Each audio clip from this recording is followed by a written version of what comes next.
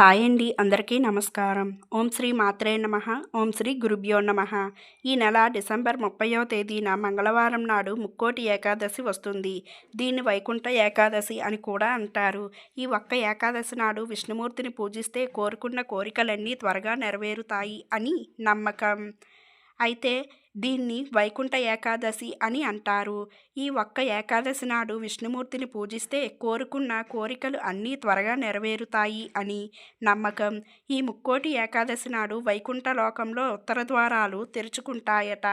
ఈ రోజున విష్ణుమూర్తి దేవాలయంలో ఉత్తర ద్వార దర్శనం చేసుకుంటే మనకు తెలియక చేసిన పాపాలన్నీ తొలగిపోయి అఖండ రాజయోగం కలుగుతుందని విశ్వాసం.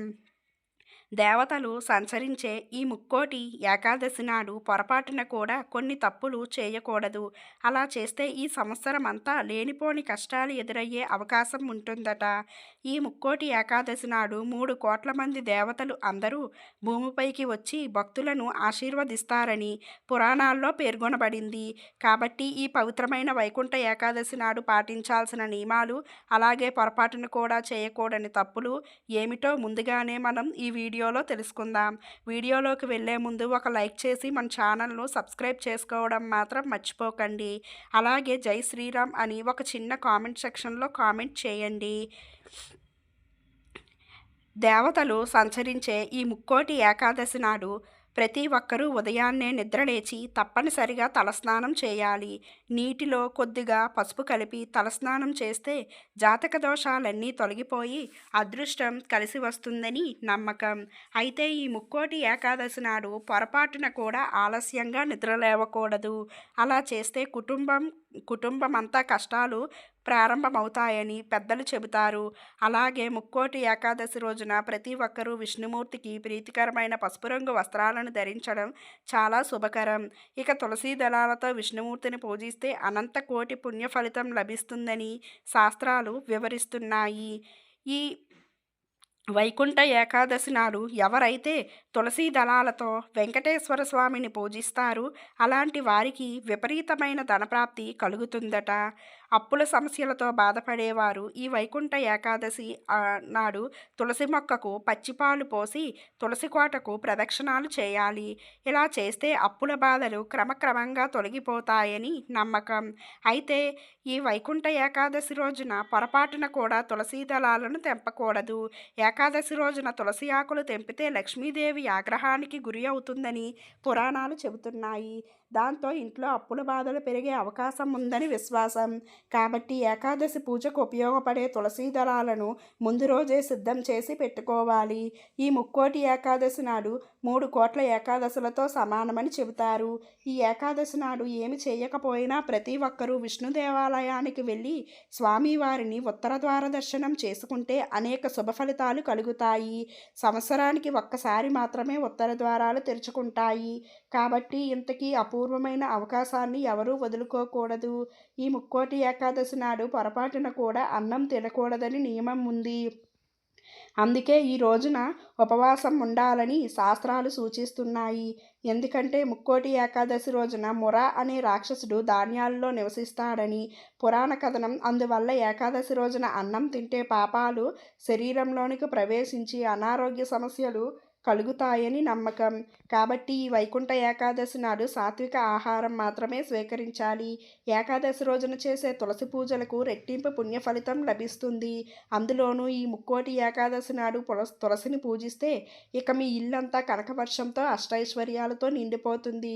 అలాగే ముక్కోటి ఏకాదశి నాడు తులసి మొక్కను ముట్టుకొని భక్తితో నమస్కారం చేసుకుంటే జన్మల పాపాలు తొలగిపోయి అదృష్టం కలిసి వస్తుందట.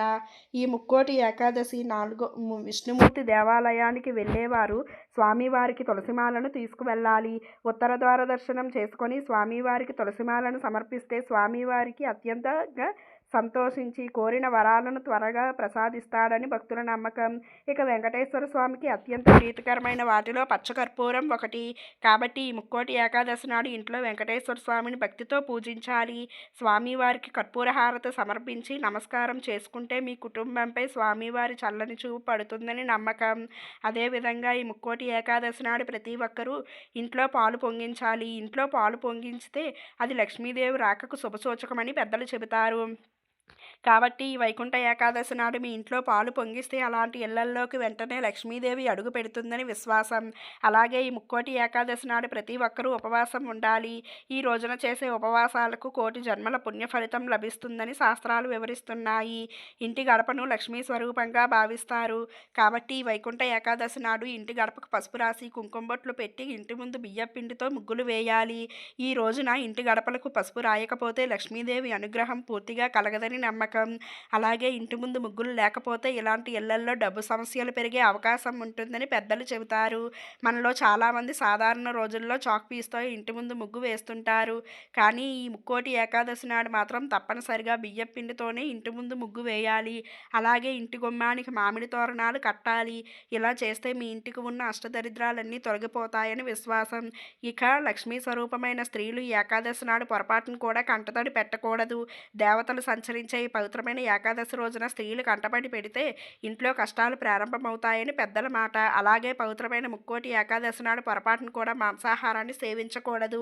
ఉల్లిపాయలు వెల్లుల్లి కూడా ఈ రోజున తినకూడదు. కొంతమంది ఏకాదశి రోజున పెరుగు కూడా తినకూడదని చెబుతారు.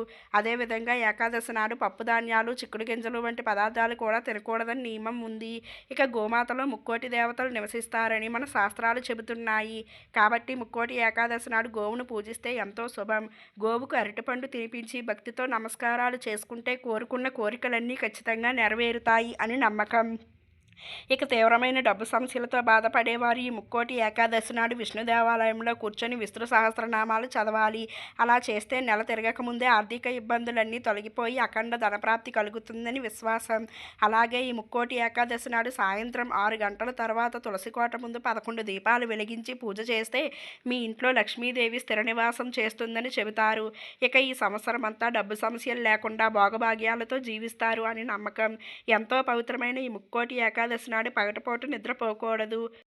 ఈ ముక్కోటి ఏకాదశి రోజున మధ్యాహ్నం సమయంలో నిద్రిస్తే సరైన ఫలితం దక్కదని వేద పండితులు సూచిస్తున్నారు. అలాగే ఈ రోజున జుట్టు కత్తిరించడం, గోర్లను కత్తిరించడం, గడ్డం తీసుకోవడం నిషేధం.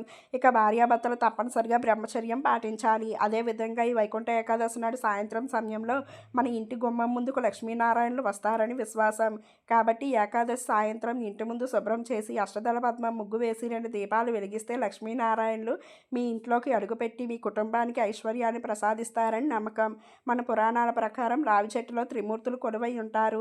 ఏకాదశి రోజున రావి చెట్టును పూజించడం ఎంతో శుభకరం. అందులోనూ ఈ ముక్కోటి ఏకాదశి నాడు రావి చెట్టుకు నీళ్లు పోసి ప్రదక్షిణాలు చేస్తే జాతకంలో ఉన్న శని దోషాలు, రాహుకేతు దోషాలు వెంటనే తొలగిపోతాయని విశ్వాసం. ఇక వివాహ ప్రయత్నాలు చేసేవారు ఈ ముక్కోటి ఏకాదశి నాడు ఒక పసుపు దారానికి 11 పసుపు కొమ్ములు కట్టి విష్ణుమూర్తి చిత్రపటానికి సమర్పించి పూజ చేస్తే అతి త్వరలో వివాహ యోగం కలుగుతుందని నమ్మకం. అలాగే ఈ ముక్కోటి ఏకాదశి నాడు గోవిందనామాలు చదివితే అన్ని ఆపదలు వెంటనే తొలగిపోతాయి.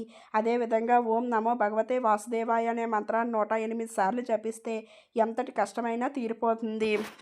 స్త్రీలు దీర్ఘసుమంగలిగా ఉండాలంటే ముక్కోటి ఏకాదశి నాడు 3 ముత్తైదువులను ఇంటికి పిలిచి వారికి తాంబూలం సమర్పించి ఆశీర్వాదం తీసుకోవాలి. అలా చేస్తే ఆడవారికి దీర్ఘసుమంగళి యోగం కలుగుతుంది. అలాగే ముక్కోటి ఏకాదశి నాడు విష్ణుమూర్తి విగ్రహానికి ఆవు పాలతో అభిషేకం చేస్తే భర్త ఆదాయం విపరీతంగా పెరుగుతుంది అని నమ్మకం. ఈ వైకుంఠ ఏకాదశి నాడు కోపం తెచ్చుకోవడానికి చెడు మాటలు మాట్లాడడం పూర్తిగా నివారించాలి. ఈ పవిత్రమైన రోజున చేసే దాన ధర్మాలకు అశ్వమేధ యాగం చేసినంత పుణ్య ఫలితం లభిస్తుందని శాస్త్రాలు చెబుతున్నాయి. కాబట్టి ఈ రోజున తప్పనిసరిగా దాన ధర్మాలు, స్వామివారిని భక్తితో పూజించి దాన ధర్మాలు అనేవి చేయండి. ఈ వీడియో మీకు నచ్చినట్లయితే లైక్, షేర్, కామెంట్, సబ్స్క్రైబ్ చేసుకోవడం మాత్రం మర్చిపోకండి. అలాగే పక్కనున్న గంట సింబల్ని క్లిక్ చేస్తే నేను పెట్టే